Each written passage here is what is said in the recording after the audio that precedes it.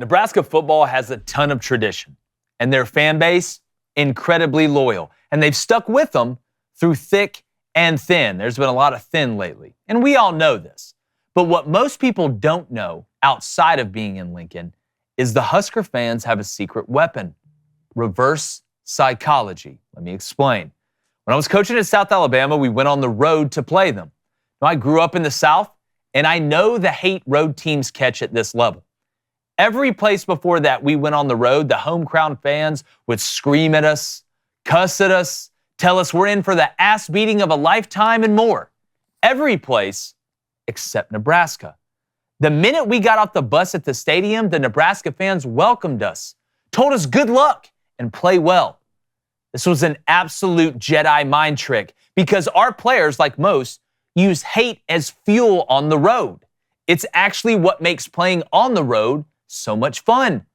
Even when we're running into the locker room at halftime, after playing poorly in the first half, they gave us the same positivity. We almost had to try and trick our guys into thinking they actually hate us. Now, why is this important? Because Colorado takes opposing fan hate and uses it more than anyone to get ready to play. Remember, it's personal.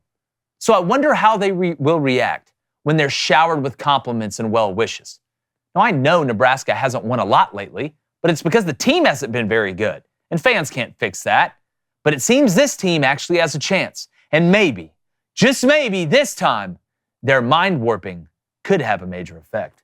Bringing my former Michigan quarterback, David Cohn, my brother, former Western State, Colorado wide receiver, and identifies as a Dragon on Friday. Dragon! David, it's still, I never experienced this anywhere else. Not that everybody was as hostile as like going to LSU. But I was literally shocked at how nice, not just before the game, not just during the game, not just at halftime, and everybody's nice after a lot of people are nice after they beat you, right? Because that's when they get it. I think they're all in on it. You want to talk about passion? Passion isn't just 8-year-olds flicking you the bird as the bus drives by. I've seen it. You know what passion is? It's being smart enough to realize we need to use this as a weapon the way nobody else used it. What was the craziest thing on the road you ever experienced? Man, that's a good question. Unfortunately, the one year I got to go to Columbus and play the Buckeyes, and the same year we got to go to Wisconsin and play Wisconsin, like some of those big games, we weren't that great. Those were the Rich Rod years when I got to travel, and that kind of diffused it a little bit, but still, I mean, when you go to Columbus, they're spitting on the bus, right? Like they're spitting on the bus. And for most teams, I would say this isn't that big of a deal, and the fan interaction is so minimal before the games, right? Because they're shuttling you in and you're right into the tunnel and all that. I'd say it's not really a factor. But for Colorado, we've talked about how they play so much better when they're the hunter, right? When they're the underdogs. It's hard to hunt when people are being so nice to you, or when there's not that friction like through the entire week. So this could be one game where it actually does become a factor, even though I think the bigger indicator for the game will be Colorado's run defense. How's that going? Oh, without a doubt. Well, listen, like all that stuff, it's more about preparation. That's why we always say bulletin board material, once the ball is snapped, you're playing the game. But what bulletin board material does is it helps you prepare, right? Because typically you're going to play how you prepare. So if you're extra focused because of bulletin board material in motivation throughout the week, you're probably going to put a better product on the field. You know, I'll say one more thing quickly. When you asked what was the craziest thing I saw on the road, people made a big deal and still do a lot of times about Iowa's pink locker rooms. I get asked about this a lot. The away locker room for Iowa, they painted it pink in some sort of like psychological experiment to defuse the opposing team. It was the best locker room in the Big Ten when I was there. You had so much space, every guy to a locker. Meanwhile, at Northwestern, they can paint the walls whatever they want. We were crammed three guys to a locker. Lights were off. I don't care what you... Yeah, the lights. Our lights were on. Well, the lights were kind of broken, but there was a window. That makes it even weirder to be honest. That was perfect. But Blaine, it goes back to, and in the chat, we want to know what y'all think. Obviously, hit that subscribe button. We're very close to 150,000. Appreciate you guys. It's awesome when you're at home and you make a big play and the crowd goes wild. Yeah. But there is nothing like being on the road and making all those people go quiet.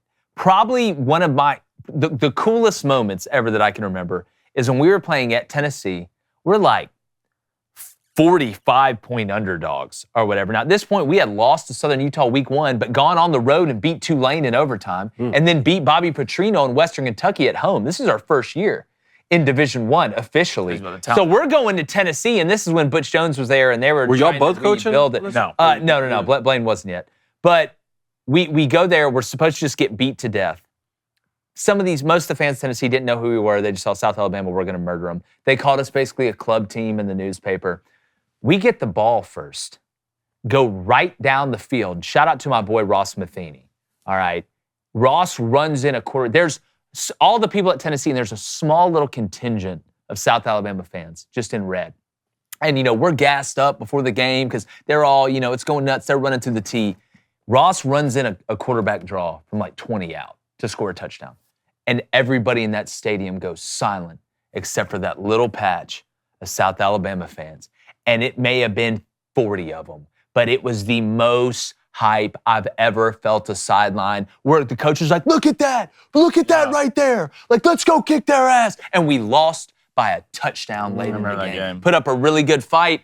But Blaine, you liked playing on the road better than at home. Yeah, there's nothing like shutting up away fans. Like when you're on the road, there's nothing like balling in front of someone on their own turf. It's just more disrespectful, and the more disrespectful I can be, I feel better about it. I want to go back to your Nebraska take, to be honest, where all the fans are nice. Does that make them evil?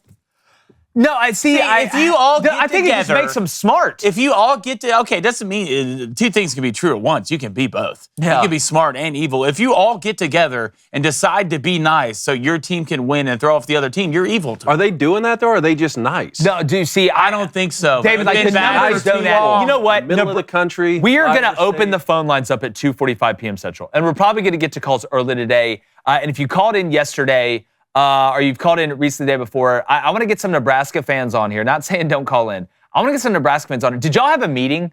Was there like a midnight yell situation? Yeah. Where everybody... We see it every Saturday at Texas Tech. Texas A&M.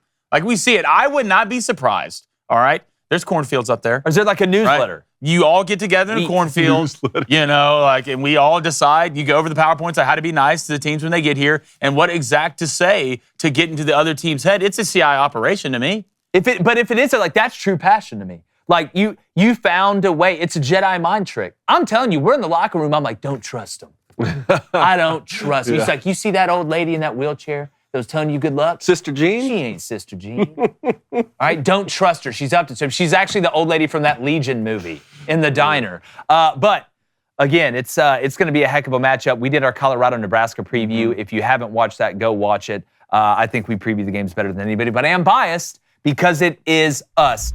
Hey, YouTube, what's up? We know you're loving these videos. You get a chance, make sure you hit that subscribe button. It's an easy thing. It helps out us. It helps out you. Even if you disagree, which is a good thing because dissent moves us forward.